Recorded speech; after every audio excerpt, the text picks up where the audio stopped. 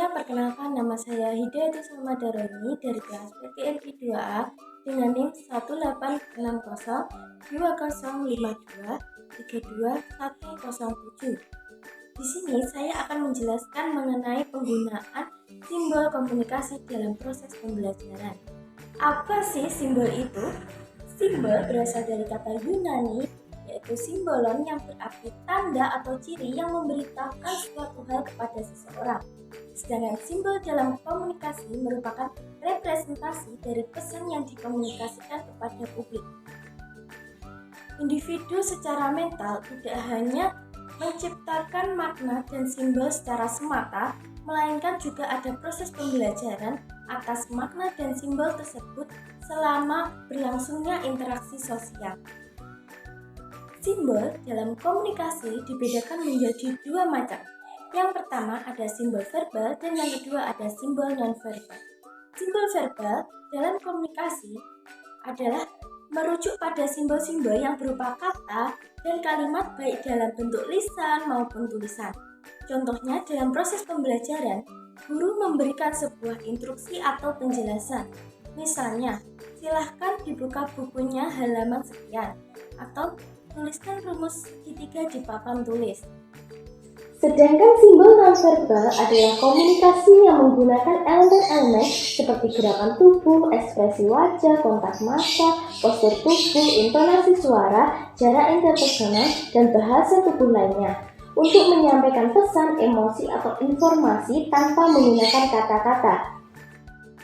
Nah, di sini saya akan menyebutkan macam-macam simbol nonverbal. Di antaranya, yang pertama, isyarat tangan. Dalam proses pengajaran, guru perlu memanfaatkan isyarat tangan sebagai pendukung pesan verbal mereka. Misalnya, saat menjelaskan suatu konsep bahwa bola itu berbentuk bulat, maka guru dapat menggunakan gerakan tangan yang menggambarkan bentuk bulat. Sehingga, siswa dapat memahami konsep tersebut melalui isyarat visual. Yang kedua, kontak mata.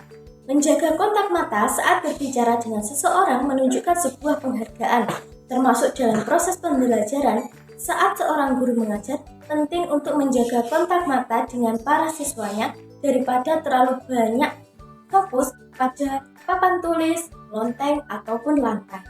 Yang ketiga, penggunaan nada suara. Nada suara adalah aspek nonverbal yang sangat penting juga harus diperhatikan dalam proses pembelajaran.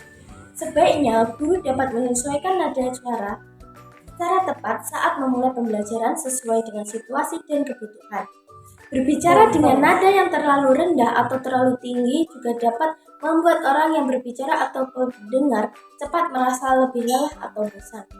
Menemukan nada suara yang sesuai akan menciptakan kenyamanan bagi pendengarnya. Contoh nada tinggi.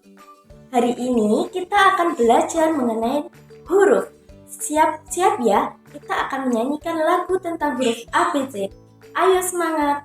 Dalam konteks ini, guru menggunakan nada tinggi dan energik untuk menarik perhatian siswanya.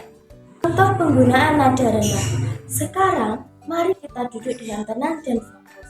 Kita akan membaca cerita tentang binatang-binatang kecil di hutan. Saya ingin kalian mendengarkannya dengan baik. Di sini, guru menggunakan nada yang lebih rendah untuk menenangkan siswa dan membantu mereka fokus pada saat mendengarkan cerita, maka dapat menciptakan suasana kelas yang lebih tenang dan kondusif.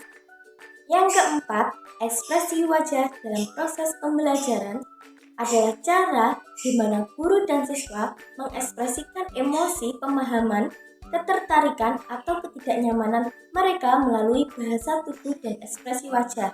Hal ini bisa menjadikan indikator yang penting untuk memahami tingkat pemahaman siswa terhadap tingkat keterlibatan dan kebutuhan mereka dalam proses belajar. Contoh ekspresi wajah yang diberikan siswa dalam menunjukkan ketertarikan seperti mata yang bersinar dan senyum kecil. Contoh ekspresi antusias yang diberikan oleh seorang guru misalnya ketika guru sangat bersemangat untuk menyampaikan materi, ekspresi wajahnya biasanya ceria dan energik. Yang kelima, gerakan kepala merujuk pada ekspresi nonverbal yang digunakan oleh guru untuk mengkomunikasikan pemahaman atau kesepakatan terhadap suatu materi pelajaran. Misalnya, siswa menganggukkan kepala bisa menunjukkan pemahaman atau persetujuan, sedangkan menggelengkan kepala bisa menunjukkan ketidaksesuaian atau kebingungan. Jadi, simbol ini membantu untuk memperjelas komunikasi. Sekian pemaparan materi yang dapat saya sampaikan. Apabila ada salah kata atau salah ucap, saya mohon maaf. Wassalamualaikum warahmatullahi wabarakatuh. Sampai jumpa.